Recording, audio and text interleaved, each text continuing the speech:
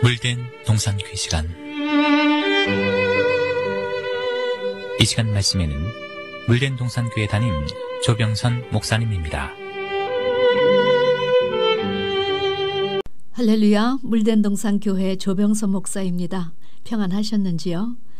지난주 저는 이방인의 때에 관해 여러분과 말씀을 나누었습니다. 오늘은 재림의 중조 10번째로 주님 재림 직전에 배도와 혼합주의 현상이 만연할 것에 대해 말씀을 나누려 합니다. 우리 주님은 마태복음 24장 종말장에서 너희가 사람의 미혹을 받지 않도록 주의하라.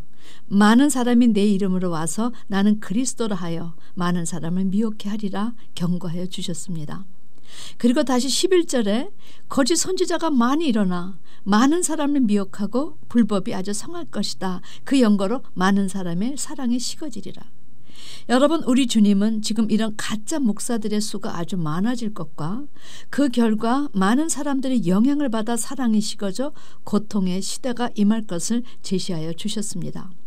그리고 이 종말을 알리는 천국복음, 즉 영원한 복음이 모든 민족에게 증거되어 온 세상에 전파되면 그제야 끝이 온다 하시고 아주 의미심장한 말씀을 연이어 주셨지요. 너희가 선지자 다니엘이 말한 바 멸망에 가증한 것이 거룩한 곳에 선 것을 보거든 그때 유대에 있는 자들은 산으로 도망할지어다. 이 말씀은 다니엘서 9장에서 70일에 관해서 제시될 때 마지막 한 일의 절반에 어떤 일이 일어날 것인가에 대한 말씀입니다. 주님은 그것이 예고된 것과 같이 이제 거룩한 성전에 멸망에 가증한 것이 서거든 그때 유대에 있는 자들은 산으로 도망하라 이렇게 말씀하셨지요. 그런데 성도 여러분, 과연 어떤 멸망에 가증한 것이 나타나기에 그런 것이 거룩한 것에 서거든 뒤도 돌아다보지 말고 산으로 도망가라 하셨는지요. 여러분, 우리 시대에 성도가 도망갈 산이 있다는 사실을 아시고 계셨는지요. 아니, 그것이 구체적으로 어디인 줄 아시는지요. 23절에 그때 사람이 너에게 보라 그리스도가 여기 있다 혹은 저기 있다 하여도 믿지 말라. 거짓 그리스도들과 거짓 선지자들의 큰 표적과 기사를 보여 할 수만 있으면 택하신 자들도 미혹할 것이다. 이런 후에 인자가 임한다. 이제 내가 너에게 다 일러주었으니 이제 때를 잘 예비하라 이렇게 경고해 주셨지요. 그런데 사도 바울 역시 데살로니가 후서 2장에서 똑같은 내용을 제시하여 주셨다는 사실입니다. 누가 어떻게 하여도 너희가 미혹되지 말라. 먼저 배도하는 일이 있고 저 불법의 사람 곧 멸망의 아들이 나타나기 전에는 재림이 이르지 아니한다. 이렇게 말씀하시면서 그 불법의 사람에 대해서 다음과 같이 설명해 주셨습니다. 그는 하나님을 대적하는 자라. 범사 일컫는 하나님이나 숭배함을 받는 자 위에 뛰어나 자존하여 자기를 높이고 하나님의 성전에 앉아 자기를 하나님이라 하느니라. 여러분, 이 불법의 사람은 자기를 하나님이라 하고 하나님을 대적하는 자라는 거지요. 이 두 말씀을 합치면 한마디로 이제 교회에 미혹하는 자들, 즉 가짜 그리스도들과 가짜 선지자들이 때를 지어 나타날 것이라는 이야기입니다. 그러니 이것처럼 교회와 성도와 목사에게 심각한 문제가 어디 있겠습니까? 하나님을 대적하고 배도하는 멸망의 아들이 하나님 성전에 앉아 자기를 하나님이라 하고 성도들을 인도해야 할 목자들이 불법을 행할 주역으로 그것도 때들이 나타나 많은 사람을 미혹하고 양떼를 오히려 환란에 넘겨주고 죽인다는 것입니다. 여러분, 이런 상황이 전개될 때 그 가운데서 자신의 신앙을 고수할 자신이 있으신지요? 이런 상황이 우리의 삶에 기다린다는 사실을 인지하고 계셨는지요? 그런데 문제는 어떻게 성도가 목자를 구별할 수 있느냐는 것입니다. 어떻게 목사 자신이 자기를 가짜다 진짜다 구별할 수 있느냐는 것입니다. 그런데 문제 중에 더 문제는 이러한 배도의 거센 물결과 혼합주의 물에서 과연 구별되고 살아남아야만 주님의 재림을 맞이할 수 있다는 사실입니다. 그런데 왜 이렇게 불법의 사람들, 악한 자들이 때를 지어 출현하는 그 원인이 무엇일까요? 여러분, 놀라지 마시기 바랍니다. 이들은 하나님께서 종말에 일부러 작정한 기간 동안 한 이래 중 후 3년 반 기간 동안 이들 불법한 자들의 세상이 되게 하셨기 때문 이제 때가 되면 그 일을 하기 위해 이들이 때들로 출현하는 것입니다. 사도 바울은 그렇게 하신 하나님의 뜻이 무엇인지 데살로니가 후서 2장 9절 10절에서 분명하게 밝혀주셨습니다. 사단의 역사를 따라 이 일은 철저히 사단이 지휘하도록 하나님께서 허용하셨다는 사실이지요. 모든 능력과 표적과 거짓 기적과 불의의 모든 속임으로 멸망하는 자들에게 임하리니 이는 저희가 진리의 사랑을 받지 아니하여 구원을 얻지 못함이니라. 이러므로 하나님의 유혹을 저희 가운데 역사하게 하사 거짓 것을 믿게 하심은 진리를 믿지 않고 불의를 좋아하는 모든 자로 심판을 받게 하려 하심이라. 성도 여러분, 이렇게 불법한 자들이 나타나서 불의의 모든 속임으로 멸망하는 자들에게 임하는 것은 구원함을 얻지 못하게 하시기 위해서, 하나님이 이들에게 유혹을 역사하사 거짓 것을 믿게 하신 것은 다 심판받게 하시기 위해서 이미 예정된 스케줄이라는 사실입니다. 그러니까 이 배도의 물결 혼합주의는 한마디로 누구를 향한 재앙인가? 말씀의 진리를 믿지 않고 불의를 좋아하는 자들. 그런데 이 불의를 좋아하는 자들이 다 이 배도의 물결에 휩쓸리는데, 사실 이것은 가라지들을 단으로 묶기 위해 불법의 사람들이 등장한 것입니다. 하나님은 말씀의 진리를 믿지 않은 불의한 자들에게 거룩한 손을 직접 대지 않으신다는 사실입니다. 대신 하나님을 대적하는 가짜 그리스도들과 가짜 선지자들의 더러운 손에 붙이시는 방법을 택하신 것이지요. 여러분, 이것이 하나님 나라 원리입니다. 종말에 등장하는 세 단어 기억하셔야 됩니다. 용과 짐승과 거짓 선지자.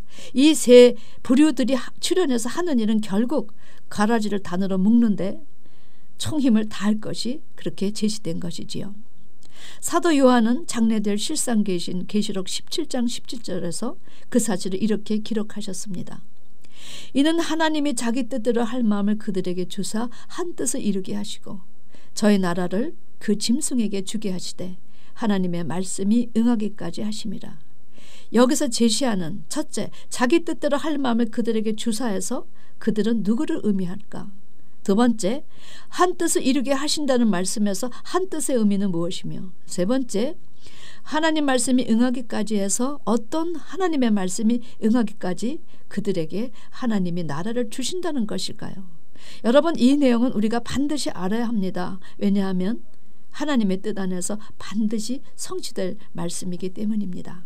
자, 그러면 첫째 해답은 그들은 계시록 13장에 바다에서 올라온 짐승과 땅에서 올라오는 짐승을 말한다는 것입니다.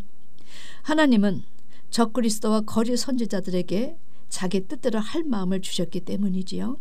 자, 두 번째는 하나님은 이 두 짐승을 통해서 하나님 밭의 가라지를 단으로 묶는 시간을 주시기로 작정하셨습니다. 그것이 작정하신 분, 그 일을 하기 위해서 한 뜻으로 이렇게 해석이 됐지요. 세 번째는 가라지 전체를 다 단으로 묶으면 불못에 쳐넣어 악의 세력은 모두 멸절하여 하나님의 말씀을 성취하는 것이 바로 응하기까지 하심이라의 의미였습니다. 하나님이 이렇게 당신의 나라를 정하신 기간까지 짐승들에게 주셔 한 뜻을 이루게 하시는데, 사도 요한은 이들이 얼마큼 불법과 가증한 일을 행하였나 그 사실을 계시록 17장과 18장에 그 실상을 자세히 설명해 주셨습니다. 오늘 계시록 17장 1절에서 6절 말씀 보겠습니다. 1절, 또 일곱 대접을 가진 일곱 천사 중 하나가 와서 내게 말하여 가로되 이리 오라. 많은 무리에 앉은 큰 음녀에 받을 심판을 내게 보이리라. 여러분, 이 많은 무리에 앉은 이 큰 음녀의 정체가 무엇입니까? 이 타락한 음녀는 이제 종말의 대환란기에 정치와 종교 통합 운동을 일으킬 짐승 정권과 야합할 그런 배도한 교회를 의미합니다. 하나님은 우상을 숭배하여 하나님을 배도한 이스라엘을 음녀로 표현하셨지요. 계시록 12장에서는 이런 배도의 물결을 큰 용이 주도했는데 그 용이 적그리스도와 거짓 선지자와 함께 하나님의 밭을 초토화하려다 하나님께 심판을 받게 되는 장면이 제시됩니다. 2절에 땅의 임금들도 그로 더불어 음행하였고 땅에 거하는 자들도 그 음행에 포도주에 취하였다 하고, 이 음녀는 세상과 벗된 교회입니다. 이 음녀는 하나님의 말씀을 가하거나 감해서 늘 성도들에게 음행의 포도주를 먹인 교회지요. 그러므로 성도들을 하늘 차원으로 변화시키지 못하고 그저 땅의 차원으로 만들어버린 베드 교회에 대한 표현이었습니다. 3절 말씀, 곧 성령으로 나를 데리고 광야로 가니라. 내가 보니 여자가 붉은빛 짐승을 탔는데 그 짐승의 몸에 참남된 이름들이 가득하고 7머리와 10뿔이 있으며. 여러분, 7머리 10뿔을 가진 이 붉은빛 짐승은 이제 우리 시대에 나타날 적그리스도를 말합니다. 이 적그리스도가 세계를 통합하기 위해서 종교권을 등에 태우죠. 마치 종교권을 우대하는 것 같이 괴계를 행하나 사실 이것은 야합하기 위한 쇼였습니다. 짐승은 이 음녀를 위협하고 나면 이 음녀를 불에 태워 죽입니다. 왜냐하면 이 적그리스도가 무신론자이기 때문입니다. 이 짐승의 몸에 참남된 이름들이 기록되어 있고 7머리와 10뿔이 있다는 것은 이 짐승이 그동안 이스라엘을 침입한 애굽, 아수르, 바벨론, 메데 바사, 헬라, 로마, 그리고 이 6머리에 이어서 이제 마지막 제7째 머리인 적그리스도라는 사실을 제시한 것입니다. 10뿔은 그동안 이스라엘을 괴롭힌 왕과 이제 괴롭힐 왕이 합해서 10명이라는 사실을 제시했지요. 4절 말씀, 그 여자는 자줏빛과 붉은빛 옷을 입고 금과 보석과 진주로 꾸미고 손에 금잔을 가졌는데 가정한 물건과 그의 음행에 더러운 것들이 가득하더라. 이 음녀는 부자들이나 왕이 입는 자줏빛 붉은빛 화려한 옷을 입었습니다. 그리고 아주 호화로운 보석으로 장식했지요. 여러분, 이것이 어떻게 교회 모습이 되겠습니까? 이제 주님 오실 때가 되면 빛나고 흰 세마포 옷을 준비해서 입을 어린 양의 신부와는 얼마나 대조된 모습인지요. 음녀의 손에 금잔을 가졌습니다. 그 안에 가증한 물건에 음행에 더러운 것들이 가득하더라. 이 음녀는 각종 가증한 물건과 음행에 더러운 그런 것을 가득 금잔에 담아서 마치 과거 이 바벨론이 금잔에 온 세계를 축제하는 포도주를 담아 열국에게 마시게 해서 그로 인해서 미치게 한 것처럼 이 음녀도 같은 짓을 되풀이한다는 사실을 표현한 것입니다. 5절 말씀, 그 이마에 이름이 기록되었으니 비밀이라 큰 바벨론이라 땅의 음녀들과 가증한 것들의 어미라 하였더라. 여러분, 이 음녀는 땅의 음녀들과 가증한 것들의 어미, 즉 모든 배도 현상, 혼합주의, 종교다원주의 그런 모든 것의 본산지라는 것입니다. 그 결과 세상은 모르지만 세상은 큰 성이라고 칭찬했지만 하늘에서는 큰 음녀요, 큰 바벨론으로 불렸다는 사실이지요. 얼마나 불법을 많이 행하였는지 바벨이란 단어가 붙었다는 것입니다. 우리는 종말의 교회에 이렇게 대다수 교회가 바벨이란 단어가 붙은 것에 대해 가슴을 치며 깨도 기도해야 할 것입니다. 6절은 또 내가 보매 이 여자가 성도들의 피와 예수의 증인들의 피에 취한지라 내가 그 여자를 보고 기이 여기고 크게 기이 여기니. 주님의 재림을 앞두고 교회가 많은 열매를 내기 위해 해산의 아픔을 경험할 바로 그때에 이 음녀는 오히려 하나님의 말씀과 예수를 증거하는 그런 증인들을 죽이는 일에 앞장을 섰다는 것입니다. 구약의 선지자들 그 시대에 가짜 선지자가 죽였듯이, 신약의 예수님을 그 시대 로마와 결탁한 종교 지도자들이 죽였듯이, 주님의 제자들을 그 시대 유대인들이 죽였듯이 이제 우리 시대도 이런 가짜 적그리스도와 가짜 선지자들이 연합해서 죽인다는 것입니다.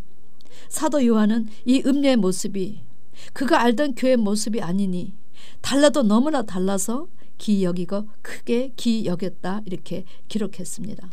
사랑하는 성도 여러분, 하나님은 당신의 사랑하는 자들에게 결코 어느 것도 비밀이 행하지 않고 다 미리 경고해 주시는 분이십니다. 불법한 자들이 나타나는 것은 진리의 사랑을 받지 않는 자, 진리를 믿지 않고 불의를 좋아하는 모든 자들에게 임하는 하나님의 심판이라는 사실입니다. 그러니까 이런 무서운 가짜 때들이 나타나도 말씀에 거하면, 그분의 말씀에 순종하는 삶을 살면 이런 은혜의 단비를 받은 자에게 이 배도의 물결은 결코 덮치지 않는다는 사실을 믿으시며 더욱 하나님을 경외하고 하나님의 정례의 길로 행하는 여러분이 되셔야 합니다. 그런 여러분이 되시기를 주님의 이름으로 축원합니다. 아멘. 지금까지 말씀에 물된 동산교회 담임 조병선 목사님이었습니다.